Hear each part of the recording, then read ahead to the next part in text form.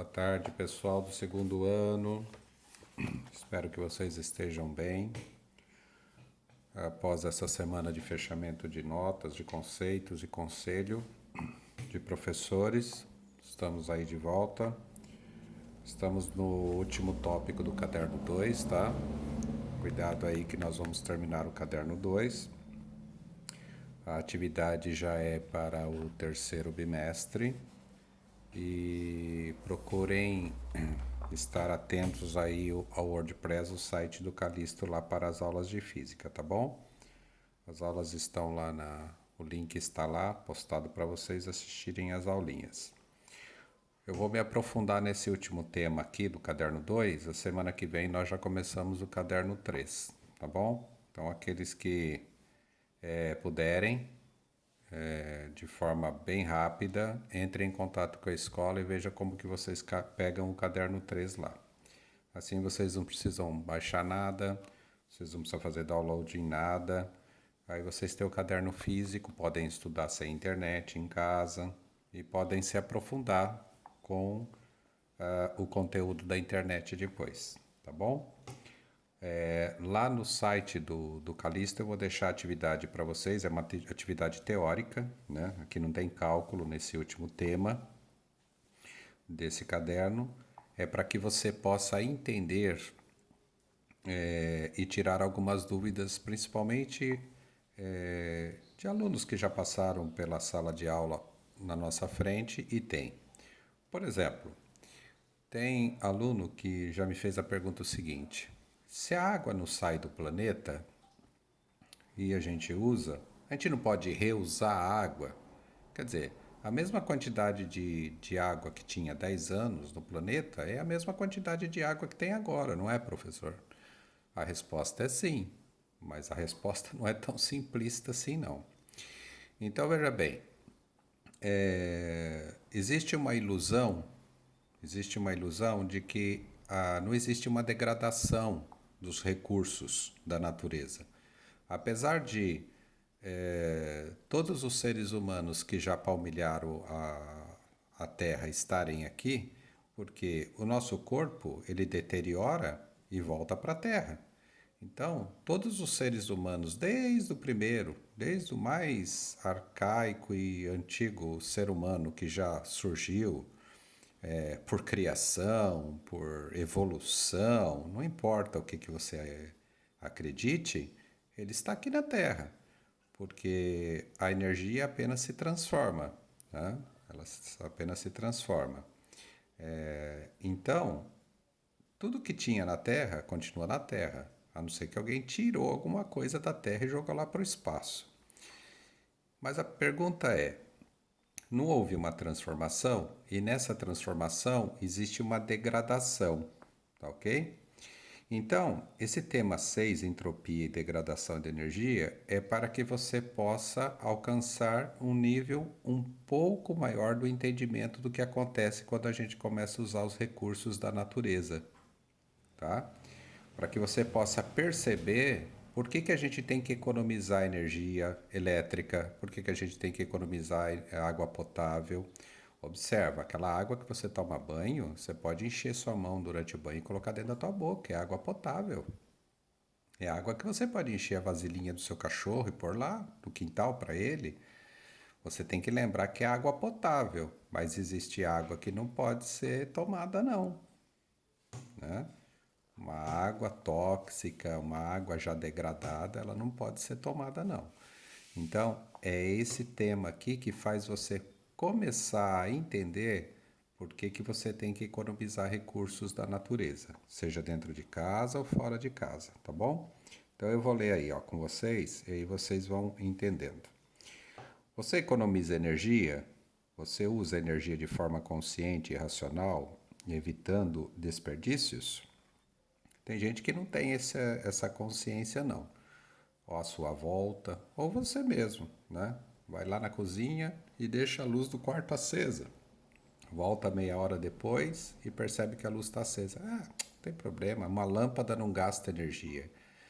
Ela pode até consumir pouco, mas o problema não é esse, o problema é bem maior. É porque para essa energia elétrica chegar na tua casa, está sendo usado recursos naturais. Está usando a água lá da hidrelétrica, você está usando recursos na termoelétrica como carvão, como óleo, como gás queimando, poluindo o ambiente. Quer dizer, você está degradando o ambiente porque você não está pensando no uso dessa energia que está chegando na sua casa, né? Essas perguntas são feitas em programas de TV, rádio, jornais, revistas, até por seus pais. Com o avanço da industrialização, as pessoas passaram a buscar conforto por meio da tecnologia. Naturalmente, aumentou-se o consumo de energia elétrica. Esse consumo de energia tem se tornado motivo de preocupação por parte dos governos e da população. Mas eu vou acrescentar aqui: pessoal físico, engenheiro, que mexe e que entende disso, nós estamos avisando há muitas décadas que o Brasil está no limite do seu uso de energia elétrica. Ou seja, nós temos um problema muito sério que pode ter blackout. Ah, professor, eu nunca presenciei isso, mas você pode presenciar. Pode ser que parte do país fique sem energia alguns dias, como aconteceu o ano passado. Por quê? Por causa do excesso de consumo. Se todo mundo ligar ar-condicionado ao mesmo tempo, se todo mundo ligar o chuveiro ao mesmo tempo, se todo mundo ligar 20, 30 aparelhos elétricos dentro de casa ao mesmo tempo, a gente não tem produção para isso tudo. Nós estamos avisando há muito tempo que o Brasil está no limiar do blackout. E vou dar um fato. Existe um país no mundo chamado Timor-Leste que metade do país fica sem energia durante algumas horas para que a outra parte fique, tá? Então, leia aí que você vai entender, tá? Esse conjunto de energia tem se tornado motivo de preocupação por parte dos governos e da população, e nesse tema vamos abordar então o consumo, a degradação e a correta utilização das fontes de energia. Eu vou ler rapidamente aqui para que você entenda o que é degradação de energia. Ele pede para você fazer aqui, ó, entre os fenômenos descritos a seguir, qual é reversível e qual é irreversível? Justifique. Eu vou te dar os dois primeiros exemplos e aí você vai entender que existe uma lógica perfeita aqui, ó. A quebra de uma garrafa vazia. Ora, se eu quebrar uma garrafa, pode existir uma técnica que faça essa garrafa ficar perfeita de novo. Lembra que se quebra quadros, existem restauradores. Lembra que se queima museus inteiros, eles restauram tudo. Quer dizer, houve uma reversão naquela degradação daquele objeto. Mas olha a linha de baixo. O envelhecimento de uma pessoa. Será que é possível a gente reverter o envelhecimento de uma pessoa? Até hoje, não. Até hoje, não. Então a resposta é não. Tá? Ah, mas existe um. Não, isso aí é ilação. Isso aí é uma suposição. Né? Então a gente tem que ficar em cima dos fatos corretos. O envelhecimento de uma pessoa não é possível você reverter, tá bom? E assim por diante. Ele pede, ó, romper uma porta, quebrando, a queima de um pedaço de lenha. Se você queimar uma árvore, queimar completamente, você consegue restaurar essa árvore depois, tá? A perfuração de um pneu, né? O abrir de uma porta normalmente e assim por diante. A gente poderia ter centenas de milhares de exemplos aí. O que é reversível e não é reversível. Então, isso é muito importante você pensar de onde vem a energia que chega na tua casa. Porque alguma coisa está sendo consumida no planeta, está sendo degradada, está sendo destruída para que você possa ter energia na tua casa. Não vem do nada a energia da tua casa, tá bom? Vamos falar de coisa simples. Os fios que trazem energia elétrica até a tua casa, eles são feitos de metais. E esses metais saem da onde? Das minas. E essas minas são rescavadas. Você tem cavernas monstruosas, por exemplo, debaixo do estado de Minas Gerais, tem buracos monstruosos de onde foi tirado muito minério. Para fazer o quê? Para fazer fio, né? Para fazer máquina, para fazer janela de alumínio, para fazer janela de ferro. Quer dizer, tudo que você tem perto de você saiu de algum lugar. Tá? Então você está degradando o meio ambiente, você está degradando esses objetos, e aí vem a possibilidade de chegar um momento que o ser humano não tem de onde tirar mais. Tá ok? Então, aqui está a sua atividade, viu, segundo ano? Ela está aqui impressa aqui, ó, na página 40, tá bom? Então vocês vão fazer uma coisa bem concisa, quer dizer, bem sintética, mas vocês vão pesquisar isso durante esses próximos 9, 10 dias que vocês têm para entregar isso aí, tá bom? Eu vou ler aqui rapidinho para que você entenda qual é a tarefa de vocês. É pesquisar para tomar consciência do que é degradação do meio ambiente, o de que é a degradação da energia. Ah, professor, mas o meu computador é energia? Sim, é feito de átomos, é feito de plástico, tudo é energia. Você não pode esquecer que tudo é energia. O resto é só ilusão. Quando você olha para sua mãe, para o seu pai, para o teu irmão, você não vê a energia, mas ele é energia. Ele é feito de átomo. Ele tem que tomar choque para sobreviver em algumas situações. Quer dizer, aí você começa a perceber que você tem que se aprofundar mais na ciência para entender por que, que nós somos energia. Por que, que eu encosto no outro e tomo choque? Por que, que eu tenho que usar aparelhos elétricos para ver se eu estou vivo, se eu estou morto? Então aí o aluno começa a perceber que você também é energia. Na realidade, tudo é energia, tudo é feito de átomo, tá bom? Então vamos lá. Pesquise as seguintes informações. O que é matriz energética nacional? Quer dizer, qual é a fonte de energia do Brasil? Será que ela é solar? Será que é hidrelétrica? Será que ela é uma mescla?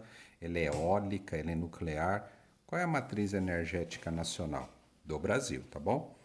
Quais as principais fontes renováveis que o Brasil possui e suas porcentagens de renovação? Lembra que renovável é o álcool, por exemplo. A gente planta a cana, colhe, moe, faz o álcool nas usinas, põe nos carros e aí a gente replanta a cana lá, no mesmo lugar que eu cortei um ano antes, 6 meses antes. Então, essa fonte é renovável, eu consigo fazer isso. Quais as principais fontes não renováveis que o Brasil possui? Eu vou te dar um exemplo. Por exemplo, você pega um pedaço de lenha e joga dentro de uma caldeira, de uma termoelétrica para gerar energia elétrica. Como é que você vai refazer? Né? Como é que você vai refazer isso? Você não tem como trazer a lenha de volta. Né? Então você tem que tomar cuidado. Material radioativo, por exemplo, como é que eu faço isso? Eu não faço.